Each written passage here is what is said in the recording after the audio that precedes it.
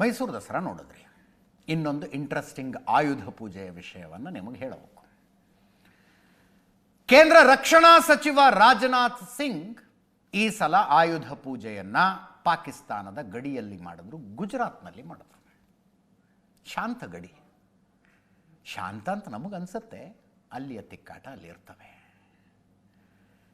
ಆಯುಧ ಪೂಜೆ ಮಾಡಿದ್ರು, ಸೈನಿಕರ ಜೊತೆ ಸಮಯ ಕಳೆದ್ರು, ಸೈನಿಕರನ್ನು ಉದ್ದೇಶಿಸಿ ಮಾತಾಡಿದ್ರು, ದೊಡ್ಡ ಭಾಷಣ ಮಾಡಿರ್ತಾರೆ.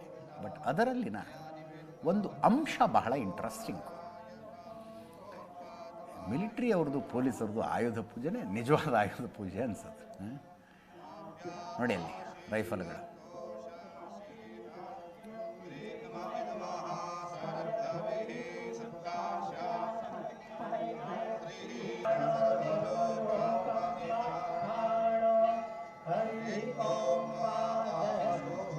ಈ ಮೊಬೈಲ್ನಲ್ಲಿ ವಿಡಿಯೋ ಮಾಡೋರ ಕಾಟ ರಕ್ಷಣಾ ಸಚಿವರಿಗೂ ತಪ್ಪಿಲ್ಲ ನೋಡಿ.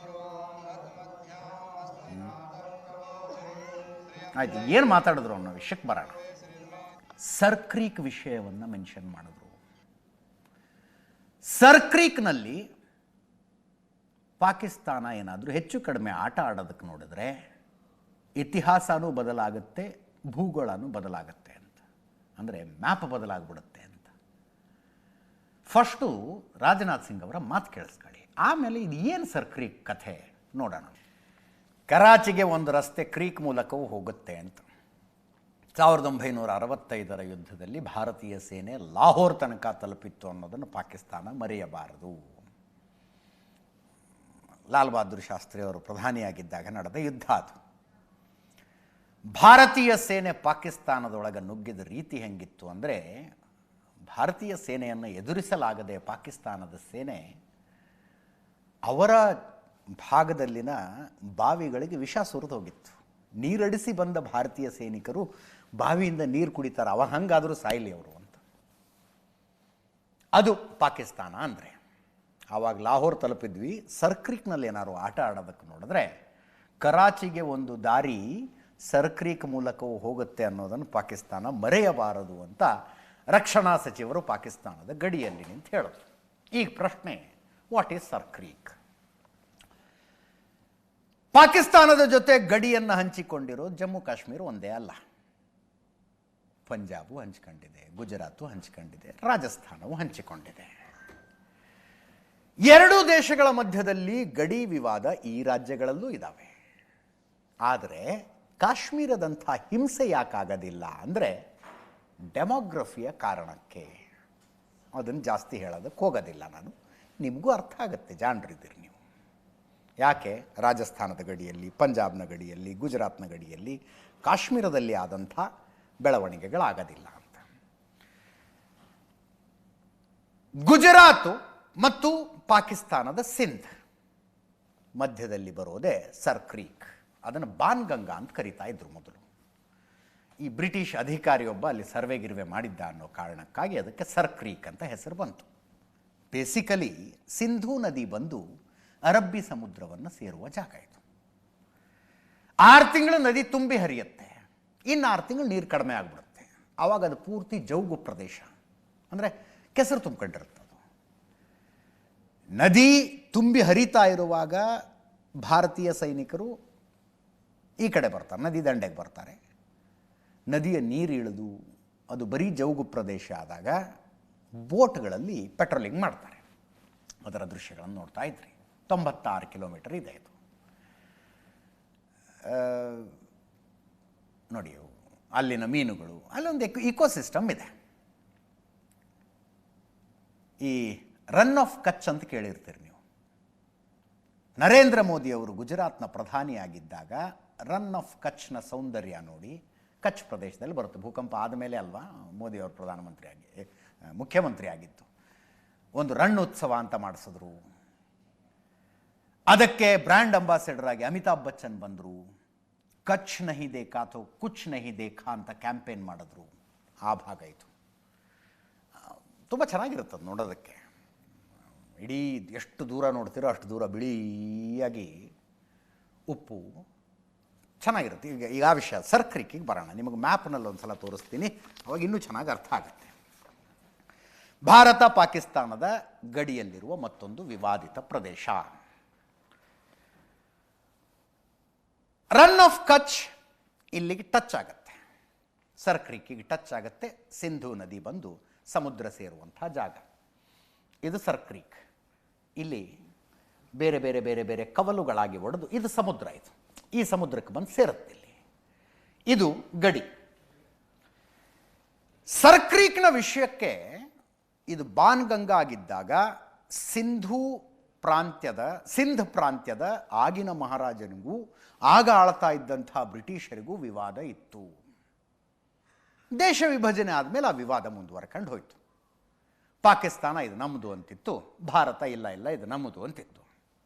1965ರಲ್ಲಿ ಅದ್ಯಾಕೆ ಆಗಿನ ಬ್ರಿಟಿಷ್ ಪ್ರಧಾನಿಯ ಸೂಚನೆಯ ಮೇರೆಗೆ ಒಂದು ನ್ಯಾಯಮಂಡಳಿ ರಚನೆ ಆಯಿತು. ಭಾರತ ಪಾಕಿಸ್ತಾನದ ಮಧ್ಯದಲ್ಲಿ ಏನೇ ವಿವಾದ ಇದ್ದರೂ ಅವು ದ್ವಿಪಕ್ಷೀಯ, ಮೂರನೇವ್ರಿಗೆ ಅವಕಾಶ ಇಲ್ಲ ಅನ್ನುವ ನಿಲುವಿನಿಂದ ಭಾರತ ಸ್ವಲ್ಪ ಹಿಂದೆ ಸರಿದಿತ್ತು ಏನೋ. ಆವಾಗ ಒಂದು ನ್ಯಾಯಮಂಡಳಿ ರಚನೆ ಆಯಿತು. 3 ವರ್ಷ ಎಲ್ಲ ಸ್ಟಡಿ ಮಾಡಿ ಆ ನ್ಯಾಯಮಂಡಳಿ ಒಂದು ತೀರ್ಮಾನ ಕೊಡ್ತು. ಈ ಸರ್ ಕ್ರೀಕ್ನ ಇಲ್ಲೇನು ಬರುತ್ತಲ್ಲ, ಇದರದು 90% ನೀರು ಭಾರತಕ್ಕೆ, 10% ಪಾಕಿಸ್ತಾನಕ್ಕೆ ಅಂತ ನ್ಯಾಯಮಂಡಳಿಯ ತೀರ್ಮಾನ ಆಯಿತು. ಪಾಕಿಸ್ತಾನ ಏನು ಹೇಳುತ್ತೆ, 90% ನೀರು ನಿಮ್ಮದೇ ಇಟ್ಕೊಳ್ಳಿ, ಬಟ್ ಆ ನದಿಯ ಗಡಿ ತನಕದ್ದು ಜಾಗ ನಮ್ಮದು ಅಂತಾರವರು. ಇದು ಹೆಂಗೆ ಲೆಕ್ಕಾಚಾರ ನೀವೇ ಹಾಕ್ಕೊಳ್ಳಿ ಅದನ್ನು. ಭಾರತ ಏನು ಹೇಳುತ್ತೆ, 90% ನೀರು ಅಂದರೆ ನದಿಯ 90% ನಮ್ಮದೇ ಅಂತ ಭಾರತ ಹೇಳೋದು. Why is this so important? ಇಲ್ಲಿ ಹಸಿರು ಲೈನ್ ಏನು ಕಾಣಿಸುತ್ತಲ್ಲ, ಇಲ್ಲಿ ತನಕ ನಮ್ಮದು ಅಂತ ಪಾಕಿಸ್ತಾನ ಹೇಳುತ್ತೆ. ರೆಡ್ ಲೈನ್ ಏನು ಕಾಣಿಸ್ತಾ ಇದೆಯಲ್ಲ, ಇಲ್ಲಿ ತನಕ ನಮ್ಮದು ಅಂತ ಭಾರತ ಹೇಳುತ್ತೆ. ಈ ಜಾಗ ವಿವಾದ. ಇದು ಅಕಸ್ಮಾತು ಇದೇನು ಜೌಗು ಪ್ರದೇಶ. ಆವಾಗ ಚೀನಾ ಭಾರತದ ಮೇಲೆ ಆಕ್ರಮಣ ಮಾಡಿದಾಗ ಮಾನ್ಯ ಪ್ರಧಾನಮಂತ್ರಿಗಳಾಗಿದ್ದವರು ಸಂಸತ್ನಲ್ಲಿ ಹೇಳಿದ್ರಲ್ಲ, ಚೀನಾ ಏನ್ರಿ ಒಂದು ಹುಲ್ಲುಗರಿಕೆನೂ ಬೆಳೆಯೋದಿಲ್ಲ, ಅಂಥ ಜಾಗವನ್ನು ಆಕ್ರಮಿಸಿಕೊಂಡಿದೆ ಅಂತ. ಇಲ್ಲೂ ಏನೂ ಬೆಳೆಯೋದಿಲ್ಲಪ್ಪ. ಭಾರತ ಆಯ್ತು ಬಿಡಿ ನಿಮ್ಮದೇ ಅಂತ ಬಿಟ್ಟುಬಿಟ್ರೆ ಏನಾಗತ್ತೆ? ಈ ಅಷ್ಟೂ ಪ್ರದೇಶ ಪಾಕಿಸ್ತಾನದ್ದಾದರೆ ಅರಬ್ಬಿ ಸಮುದ್ರಕ್ಕೆ ಸೇರಿದ ಇಲ್ಲಿಯ ತನಕದ ಪ್ರದೇಶ ಕೂಡ ಪಾಕಿಸ್ತಾನದ್ದಾಗತ್ತೆ.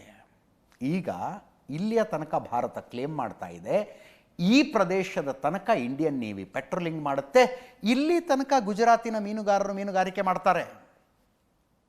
ನಾಳೆ ದಿವಸ ಈ 96 ಕಿಲೋಮೀಟರನ್ನು ಇಲ್ಯಾವನ್ ಪೆಟ್ರೋಲಿಂಗ್ ಮಾಡ್ತಾನೆ, ಕೆಸರಿರೋ ಪ್ರದೇಶ ಅಂತ ಬಿಟ್ಟುಬಿಟ್ರೆ ಈ ಗಡಿಯನ್ನು ದಾಟಿ ಗುಜರಾತ್ನ ಮೀನುಗಾರರು ಹೋಗೋದಕ್ಕಾಗೋದಿಲ್ಲ.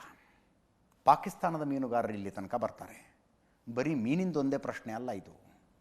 ಈ ಪ್ರದೇಶದಲ್ಲಿರಬಹುದಾದ ಪೆಟ್ರೋಲು, ಖನಿಜ ಎಲ್ಲದರ ಮೇಲೂ ಪಾಕಿಸ್ತಾನದ ಹಕ್ಕಾಗತ್ತೆ. ಹಿಂಗಿರುವ ಪ್ರದೇಶ ಇದು ವಿವಾದ. ಇಲ್ಲೇನಾಗುತ್ತೆ, ಅಕಸ್ಮಾತ್ ಪಾಕಿಸ್ತಾನಕ್ಕೆ ಇಲ್ಲಿ ತನಕ ಬಂದರೆ ಭಾರತದ ಮೇಲೆ ಸುಲಭವಾಗಿ ದಾಳಿ ಈ ಫಾರ್ ಎಕ್ಸಾಂಪಲ್ ಈ ಪ್ರದೇಶದಲ್ಲಿ ಬಂದು ಪಾಕಿಸ್ತಾನ ಒಂದು ಪೋಸ್ಟ್ ಮಾಡ್ಕಂತು ಅಂತ ಇಟ್ಕೊಳ್ಳಿ, ಗುಜರಾತ್ನ ಮೇಲೆ ದಾಳಿ ಮಾಡೋದು ಏನು ದೊಡ್ಡ ವಿಷಯ ಅವ್ರಿಗೆ. ಈಗ ಆದರೆ ಇಲ್ಲಿಯ ತನಕ ಭಾರತದ ಪೆಟ್ರೋಲಿಂಗ್ ಇರುವ ಕಾರಣಕ್ಕೆ ಇದನ್ನು ದಾಟ್ಕೊಂಡು ಅವರು ಟ್ಯಾಂಕರ್ಗಳು ಬರೋದಕ್ಕಾಗೋದಿಲ್ಲ, ಯುದ್ಧ ಟ್ಯಾಂಕ್ಗಳು ಬರೋದಕ್ಕಾಗೋದಿಲ್ಲ, ಮಿಲಿಟ್ರಿ ಸಾಗಿಸೋದು ಕಷ್ಟ. ಹೀಗಾಗಿ ಸ್ಟ್ರಾಟಜಿಕಲಿ ಭಾಳ ಕ್ರೂಷಿಯಲ್ ಪ್ಲೇಸ್ ಇದು. ಪಾಕಿಸ್ತಾನ ಕ್ಲೇಮ್ ಮಾಡ್ತಾ ಇದೆ, ಇಲ್ಲೆಲ್ಲೋ ಸೈನಿಕರ ಬಂದು ಪೆಟ್ರೋಲಿಂಗ್ ಮಾಡೋ ಪ್ರಯತ್ನ ಮಾಡ್ತಾರೆ, ಭಾರತೀಯ ಸೇನೆ ಅವ್ರನ್ನ ಬೈದು ದೂಡಾಡಿ ದೂರ ಕಳಿಸ್ತಾರೆ, ಚೀನಾ ಗಡಿಯಲ್ಲೇ ಆಗೋ ಥರ. ಇಲ್ಲೇನಾದ್ರು ನೀವು ಹೆಚ್ಚು ಕಡಿಮೆ ಮಾಡೋದಕ್ಕೆ ಬಂದರೆ, ರಾಜನಾಥ್ ಸಿಂಗ್ ಹೇಳಿದ್ದು, ರಕ್ಷಣಾ ಸಚಿವರು ಹೇಳಿದ್ದು, ಇಲ್ಲೇನಾದ್ರು ಹೆಚ್ಚು ಕಡಿಮೆ ಮಾಡೋದಕ್ಕೆ ಬಂದರೆ ಇತಿಹಾಸನೂ ಬದಲಾಗುತ್ತೆ, ಭೂಗೋಳನೂ ಬದಲಾಗತ್ತೆ ಅಂತ. ಭೂಗೋಳ ಬದಲಾಗತ್ತೆ ಅರ್ಥ ಏನು? ಪಾಕಿಸ್ತಾನದ ಮ್ಯಾಪ್ ಬದಲಾಗ್ಬಿಡುತ್ತೆ, ಹುಷಾರು ಅಂತ. ಇಲ್ಲಿ ಒಳಗೆ ಕರಾಚಿ ಬರೋದು, ಕರಾಚಿಗೆ ಒಂದು ದಾರಿ ಇದೆ ಅಲ್ಲಿ, ನೆನಪಿಟ್ಕೊಳ್ಳಿ ಅಂತ. ಇನ್ನೊಂದು ನಿಮಗೆ ದುರಂತ ಹೇಳಬೇಕು ಅಂದರೆ, ಇದು ಸಿಂಧ್ ಪ್ರಾಂತ್ಯ, ಇದರ ಪಕ್ಕದಲ್ಲಿ ಈ ಕಡೆ ಬಲೂಚಿಸ್ತಾನ ಬರುತ್ತೆ. ದೇಶ ವಿಭಜನೆ ಆದಾಗ ಬಲೂಚಿಸ್ತಾನದ ರಾಜ ನಾವು ಭಾರತದ ಜೊತೆಗೆ ಸೇರ್ಕತೀವಿ ಅಂತಂತ ಗಂಟು ಬಿದ್ದಿದ್ದ ಆತ. ಭಾರತ ಸೇರಿಸ್ಕೊಳ್ಳಿಲ್ಲ. ದುರಂತ. ಇಲ್ಲದೆ ಹೋದರೆ ಹೆಂಗೆ ಕಾಶ್ಮೀರದಲ್ಲಿ ಪಾಕಿಸ್ತಾನ ಆಟ ಆಡ್ತಿದೆಯಲ್ಲ, ಹಾಗೆ ಭಾರತ ಬಲೂಚಿಸ್ತಾನದಲ್ಲಿ ಕೂತ್ಕೊಂಡು ಆಟ ಆಡಬಹುದಾಗಿತ್ತು. ಪಾಕಿಸ್ತಾನ ಒಂದು ಲ್ಯಾಂಡ್ ಲಾಕ್ಡ್ ಕಂಟ್ರಿ ಆಗಿಬಿಡ್ತಿತ್ತು ಅವಾಗ.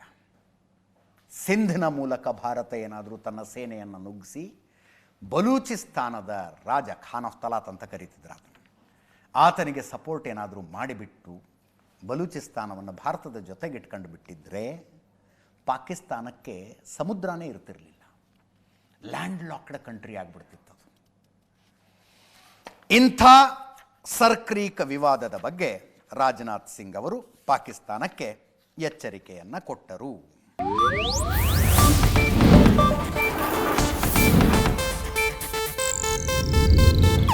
ಇದು ಏಷ್ಯಾನೆಟ್ ನ್ಯೂಸ್ ನೆಟ್ವರ್ಕ್ ಪ್ರಸ್ತುತಿ.